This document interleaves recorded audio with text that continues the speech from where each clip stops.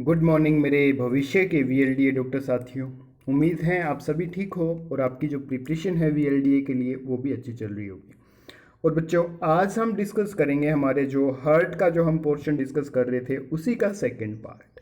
तो इस वीडियो में आप लास्ट तक बने रहना, ठीक है।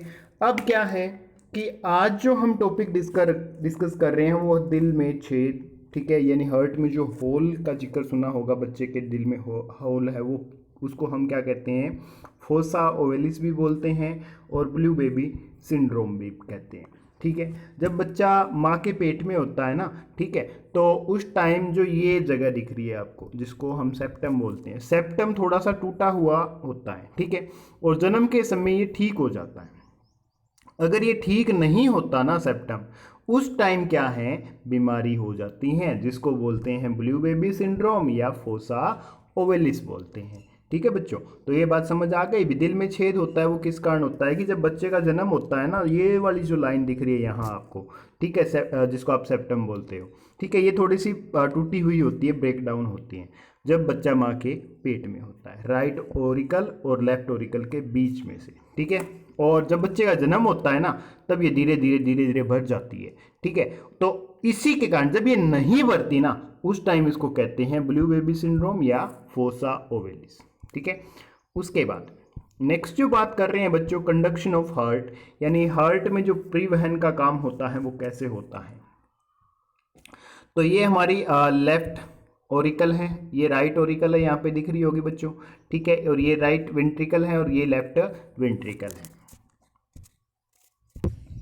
तो बच्चों इसमें क्या है कि देखो, ध्यान से स्ट्रक्चर को देखो, तो यहाँ जो ये डॉट से दिख रहे हैं छोटे छोटे, इसको बोलते हैं हम एसए नोड। इसको क्या बोलते हैं हम, एसए नोड, ठीक है। और उसके बाद है जो डायग्राम को ध्यान से देखो, उस डायग्राम को देख के समझ लो, ये बीच वाला जो ये पोर्शन है यहाँ, इसको बोलते हैं हम एवी नोड, ठीक है। क्या बोलते हैं, एवी नोड, यानी ऑटो एक्सीटेबल नोड। और ठीक है, इसके बाद जो ये छोटे छोटे डॉट्स दिख रहे हैं इनको बोलते हैं पुरकिंजे फाइबर्स। क्या बोलते हैं, पुरकिंजे फाइबर्स, ठीक है बच्चों। और ये छोटे छोटे जो सर्कल से बंडल से दिख रहे हैं, ये क्या है, बंडल्स ऑफ हिज, यानी ऑटो एक्सेप्टेबल होते हैं ये भी, ठीक है। उसके बाद क्या है कि जो बात हमने हार्ट के बारे में पढ़ी, ये मस्कुलर ऑर्गन है, तो यहाँ देखो फाइबर्स भी इसमें हैं, ठीक है, और बंडल्स भी हैं फाइबर्स के, ठीक है। तो इसी तरह से इसको क्या कहते हैं, मस्कुलर ऑर्गन कहते हैं। और ये सेल से मिलकर बनता है, कौन सी से, कार्डियक मसल्स का, यानी सेल से मिलकर किसका निर्माण होता है, कार्डियक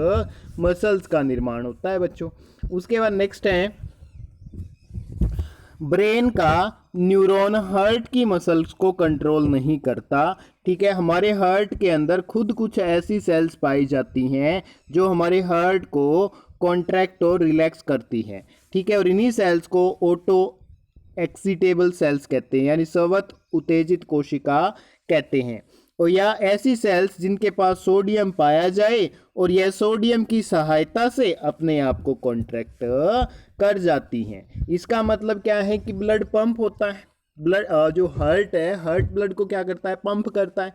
पंप करता है तो वो क्या करेगा, एक बार तो कॉन्ट्रैक्ट होगा, ठीक है, एक बार क्या होगा, थोड़ा सा फुलाव आएगा, और एक बार क्या होगा, थोड़ा सा रिलैक्स होगा, तभी तो ब्लड क्या है, हार्ट से पंप होगा ना बच्चों, ठीक है। उसके बाद नेक्स्ट जो बात है कि जो हम बात कर रहे थे कार्डियक मसल्स की, केवल 1% ही हार्ट के अंदर कार्डियक मसल्स होती हैं जिनमें ये पावर होती है। अब पूछ ले क्वेश्चन कि हार्ट में कार्डियक मसल्स, ठीक है, जो कॉन्ट्रैक्ट और रिलैक्स करती हैं वो कितनी होती है, तो वो कितनी होती है बच्चों, 1% मसल्स ऐसी होती हैं जिनके कारण हार्ट क्या करता है, कॉन्ट्रैक्ट करता है और रिलैक्स करता है, ठीक है। उसके बाद जो ऑटो एक्सीटेबल जो सेल्स हैं, ठीक है, वो कहाँ पाई जाती हैं, तो आप कहोगे हार्ट में। और कितनी पाई जाती हैं बच्चों, 1%, ठीक है, केवल 1% हार्ट में पाई जाती है ये। उसके बाद हार्ट में मिनरल जो रिक्वायरमेंट होती है वो कौन से होते हैं, सोडियम की रिक्वायरमेंट होती है कॉन्ट्रैक्शन के लिए, हार्ट के सिकुड़ने के लिए। एसए नोड यानी साइनो ओरिकल नोड है ये कहाँ पाया जाता है, राइट ओरिकल और कुछ सेप्टम के ऊपर होता है बच्चों, ठीक है। उसके बाद जो नेक्स्ट हम बात कर रहे हैं नेचुरल पेस मेकर मेकर की बात करेंगे। नेचुरल पेस मेकर क्या होता है बच्चों? प्राकृतिक पेस मेकर इसका नाम है, और दूसरा नाम होता है इसका एसए नोड। क्या होता है? SA node. ठीक है, उसके बाद है एवी नोड, यानी इसको कहते हैं एंट्रोवेंट्रिकुलर नोड। यह वेंट्रिकल्स के बीच में होता है। ठीक है, इसे पेस मेकर सेटर भी कहा जाता है, और ये कॉन्ट्रैक्शन यानी सिकुड़ने का कार्य करती हैं। तो उसके बाद अब आपसे क्वेश्चन पूछ ले बच्चों कि हार्ट के जो कॉन्ट्रैक्शन का जो काम है वो कौन करता है, तो आप कहोगे एवी नोड या एंट्रोवेंट्रिकुलर नोड। ठीक है, और एवी नोड का दूसरा नाम क्या है? आप कहोगे पेस सेटर। क्या है? Pace setter. और जो एवी नोड है बच्चों वो कहाँ पाया जाता है? आप कहोगे वेंट्रिकल्स के बीच में। ठीक है, उसके बाद क्या है? जो एवी नोड है भाई ये आगे चलकर दो भागों में विभाजित हो जाता है। एक होता है पुरकिंजे फाइबर, दूसरा होता है बंडल ऑफ हिज यानी हिज का गुच्छा। ठीक है, उसके बाद नेक्स्ट है भाई ये दोनों ही कॉन्ट्रैक्शन का काम करते हैं, पुरकिंजे फाइबर और बंडल ऑफ हिज। सब आपसे पूछ ले भाई कॉन्ट्रैक्शन का काम कौन करता है, ऑप्शन में आ जाए पुरकिंजे फाइबर, बंडल ऑफ हिज और एवी नोड, और आपको कह दे ए और बी दोनों, तो आप किसको सिलेक्ट करोगे बच्चों? ए और बी दोनों को। ठीक है, उसके बाद आर्टिफिशियल पेस मेकर की बात करनी है। इसमें क्या है? इलेक्ट्रोड यूज किया जाता है, लिथियम, यानी क्योंकि यह सबसे हल्का होता है। ठीक है, और इसकी जो बैटरी होती है वो 20 से 25 ग्राम की होती है। बैटरी को पेस मेकर पेस सेटर कहा जाता है। ठीक है, उसके बाद नेक्स्ट है बच्चों सेप्टम की बात करेंगे। इसमें सेप्टम क्या है? ए बी और बी सी, यानी इलेक्ट्रोड ऑफ एसए नोड हो जाएगा। बैटरी किसका काम करेगी? उसमें आर्टिफिशियल पेस मेकर की बात कर रहे हैं तो एवी नोड का काम करेगी। आर्टिफिशियल पेस मेकर में हार्ट को इलेक्ट्रिक मिल्ड शॉक देते हैं, जिससे वो क्या करता है? कॉन्ट्रैक्ट करता है और रिलैक्स करता है बच्चों। ठीक है, उसके बाद ब्लड प्रेशर की बात करेंगे, रक्तचाप यानी रुधिर दाब की बात करेंगे। रक्तचाप क्या होता है बच्चों? रुधिर के बहाव के कारण आर्टरी या आयोटा के ऊपर पड़ने वाला दाब रुधिर दाब कहलाता है। यानी जब ब्लड फ्लो करता है ना उस टाइम जो प्रेशर आर्टरी और आयोटा के ऊपर पड़ता है उसको कहते हैं ब्लड प्रेशर। ठीक है, और ब्लड प्रेशर को हम किससे मापते हैं? तो ये मापा जाता है बच्चों सफाइगोमैनोमीटर से। किससे मापा जाता है? सफाइगोमैनोमीटर से। और इसमें कौन सा एलिमेंट पाया जाता है? आपसे पूछ ले सफाइगोमैनोमीटर में, तो इसमें पाया जाता है Hg, मरकरी यानी पारा। ठीक है बच्चों, उसके बाद नेक्स्ट है नॉर्मल केस में जो ब्लड प्रेशर होता है बच्चों कितना होता है? 120 mm Hg, 120/80 mm Hg। ठीक है, ऊपर वाला दिखाएगा हार्ट कॉन्ट्रैक्शन को, यानी ब्लड जब आउट होगा उस चीज को। ठीक है, हार्ट अंदर से सिकुड़ेगा तभी तो ब्लड बाहर आएगा ना। जब रिलैक्स होगा तो हार्ट में दोबारा से ब्लड भर जाएगा, फिर दोबारा से कॉन्ट्रैक्ट होगा तो ब्लड बाहर आ जाएगा। एक बोतल लेना बच्चों, ठीक है, उसमें आप पानी डाल रहे हो ऊपर से। ठीक है, पानी डालने के बाद उसको नीचे से दबा देना, थोड़ा दबाओगे तो पानी बाहर आएगा ना। तो उसी तरह से हार्ट क्या करता है? कॉन्ट्रैक्ट करता है। जब छोड़ दोगे तो वो क्या हो जाएगी? रिलैक्स हो जाएगी। तो उसी प्रिंसिपल पे जो हार्ट काम करता है। ठीक है, और उसको बोलते हैं वन सिस्टोल। किसको? जब कॉन्ट्रैक्ट करता है उसको वन सिस्टोल, और ये प्रोसेस होता है बच्चों 0.3 सेकंड में। ठीक है, उसके बाद नीचे वाला ये दिखा रहा है हार्ट रिलैक्स को, और ब्लड में जब ब्लड अंदर की तरफ आता है तो डायस्टोल का ये प्रोसेस बोलते हैं इसको। ये होता है 0.5 सेकंड में। अब वन डायस्टोल और वन सिस्टोल का जो पूरा प्रोसेस है वो मिलके एक हार्ट बीट बनाता है, हृदय की धड़कन बनाता है। तो हृदय की धड़कन कितने सेकंड में बन जाती है? 0.8 सेकंड में बन जाती हैं। अब ब्लड प्रेशर हमेशा कहाँ? धमनियों पर पड़ता है बच्चों। ठीक है, उसके बाद नेक्स्ट जो बात कर रहे हैं कि जब बीपी हाई होगा तो 140/90 यानी 140/90 हो जाए तो वो बीपी क्या है? हाई माना जाता है। उसको बोलते हैं हाइपरटेंशन यानी उच्च रक्तचाप। ठीक है, और नॉर्मल सी बात ये है कि 140/90 हो जाए तो बंदे को पता नहीं चलता कि तेरा बीपी बढ़ा हुआ, उसमें थोड़ी सी प्रॉब्लम होती है। जब ये 200 से ऊपर चला जाए ना, 200 से ऊपर चला जाए तब जाके कहीं प्रॉब्लम होती है ज़्यादा।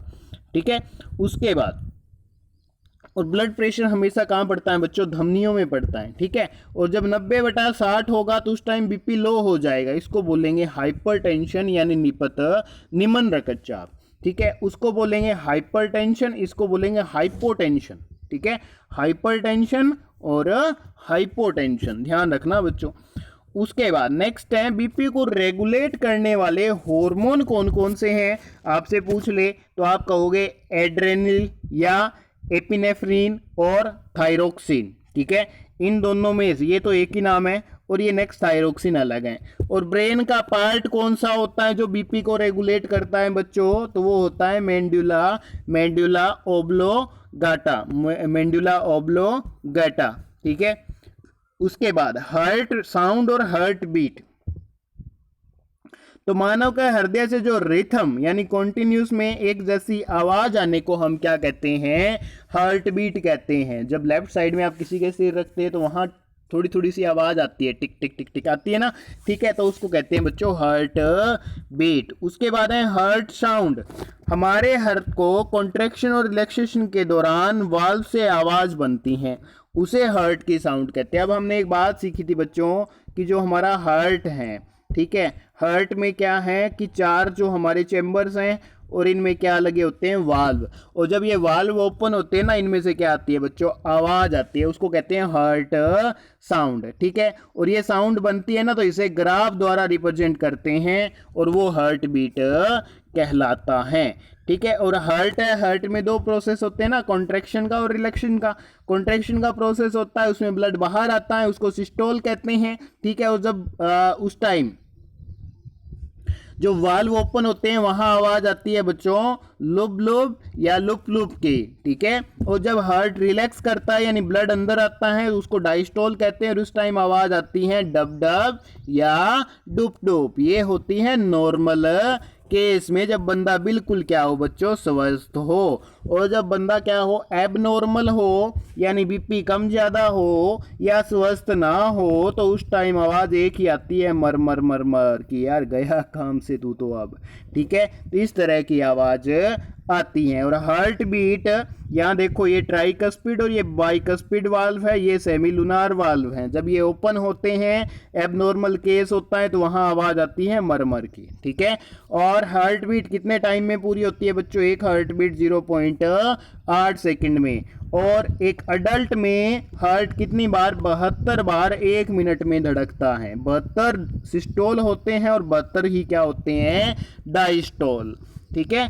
उसके बाद नेक्स्ट जो है बच्चों चाइल्ड, बच्चे में कितनी बार धड़कता है, 150 बार पर मिनट, या ये 120 से 150 पर मिनट भी सही माना जाता है। और एक एम्ब्रियो यानी भ्रूण, जब बच्चे का शरीर माँ के पेट में होता है, जब बच्चा बन रहा होता है उस टाइम हार्ट कितनी बार धड़कता है, 200 बार पर मिनट, ठीक है बच्चों।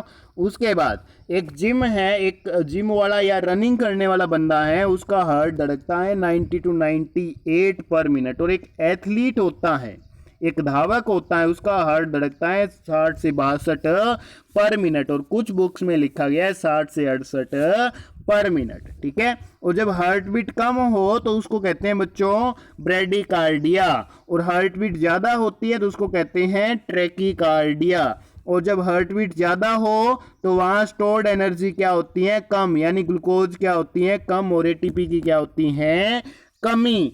और हार्ट बीट जब कम होती है तो स्टोर्ड एनर्जी ज्यादा होती है और एटीपी ज्यादा बनती है लगातार। और एथलीट हैं अपना हार्ट बीट कम रखता है भाई, ठीक है ना। एथलीट अपनी हार्ट बीट क्या रखता है, कम। क्यों रखता है, क्योंकि उसको ज्यादा एनर्जी की रिक्वायरमेंट होती है, तो वो एनर्जी क्या रखता है, अपने अंदर स्टोर रखता है।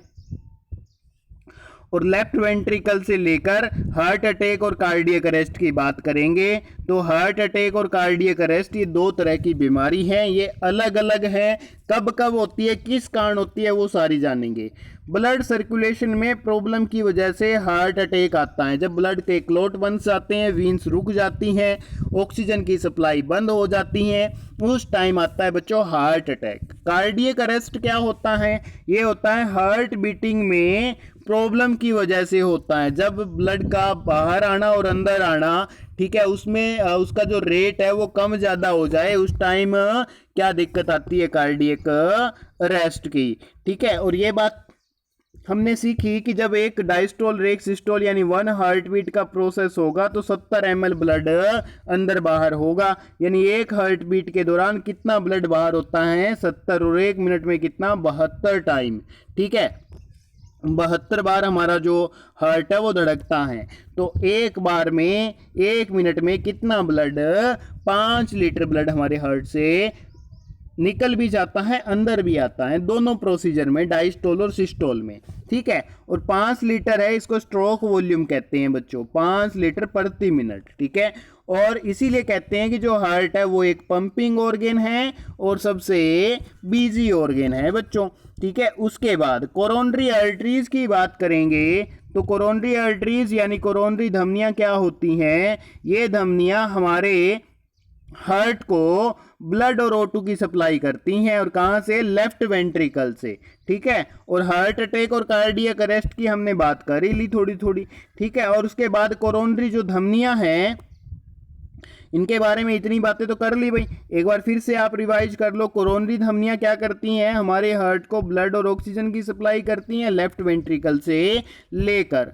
उसके बाद क्या है बच्चों नेक्स्ट, कि जो हार्ट अटैक की बात की थी वो भी समझ आ गई सारी आपको। ठीक है, तो अब आइए आगे। ब्लड सर्कुलेशन में प्रॉब्लम की वजह से होता है हार्ट अटैक। ब्लड क्लॉटिंग यानी खून में कोलेस्ट्रॉल ज़्यादा होने से, आर्टरी के फटने से, या आर्टरी का डायमीटर कम होने से, यानी कि दीवारें पतली होने की वजह से क्या आता है? Heart attack. और हार्ट अटैक कितनी बार आ सकता है? मैक्सिमम 3 ही बार आ सकता है, चौथी बार नहीं आएगा, 3 बार में बंदा पूरा। ठीक है, और जो हम बात कर रहे थे कार्डियक अरेस्ट थी, वो किसकी वजह से आता है? तंबाकू अल्कोहल के सेवन से। ये एक ही बार आता है और बंदा एक बार में ही राम नाम सत्य है। तो ध्यान रखना बच्चों, तंबाकू अल्कोहल का सेवन मत करना। ठीक है, पता ही नहीं चलेगा कि कब जिंदगी दूर हो गई आपसे।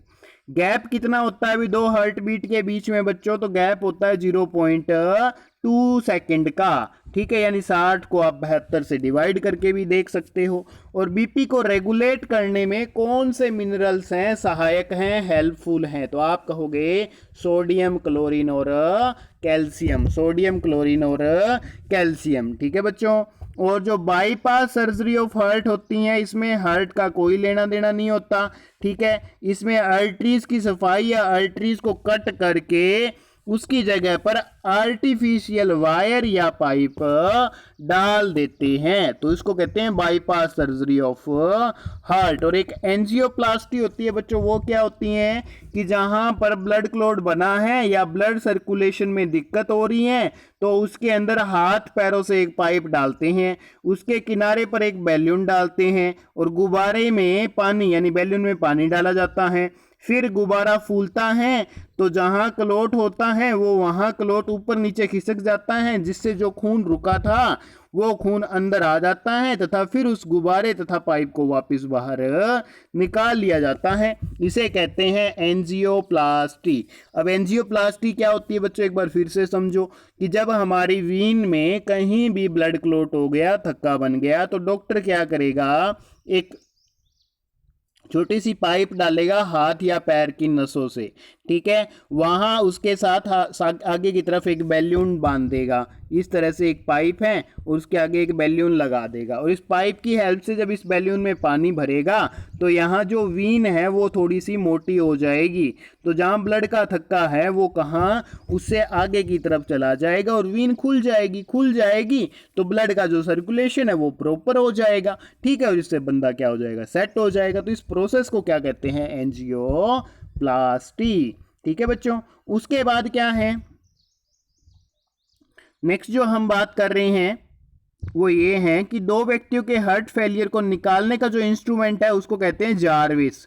ठीक है, और कितने परसेंट से भाई हार्ट फेलियर का जो प्रोसेस निकालने का इंस्ट्रूमेंट होता है ना वो 20 और 15% है मानो। तो कहाँ है कि एंडोस्कोपी किसी ऑर्गेन का इंटीरियर फंक्शन को चेंज करने वाला प्रोसेस होता है। एंडोस्कोपी क्या है, किसी ऑर्गेन के इंटीरियर फंक्शन को चेक करने का प्रोसेस होता है। एंजाइना क्या होती है, हार्ट के मसल्स के अंदर होने वाला दर्द होता है ना, उसको कहते हैं एंजाइना। और फर्स्ट हार्ट का जो ट्रांसप्लांटेशन किया गया था बच्चों, वो किया गया था 3 दिसंबर 1967 को, ठीक है। और कार्डियोलॉजिस्ट यानी उस टाइम डॉक्टर था क्रिस्टियन बर्नार्ड। और कहाँ का था भाई, ये केप टाउन साउथ अफ्रीका का, ठीक है बच्चों। तो ये था हमारा हार्ट का पूरा प्रोसीजर। ब्लड हमने पढ़ लिया, हार्ट हमने पढ़ लिया। तो इसी के साथ जो ट्रांसपोर्टेशन इन ह्यूमंस का प्रोसेस है वो क्या हो जाता है पूरा। तो एक बार फिर से समझा देता हूं ट्रांसपोर्टेशन ह्यूमंस में कैसे होता है।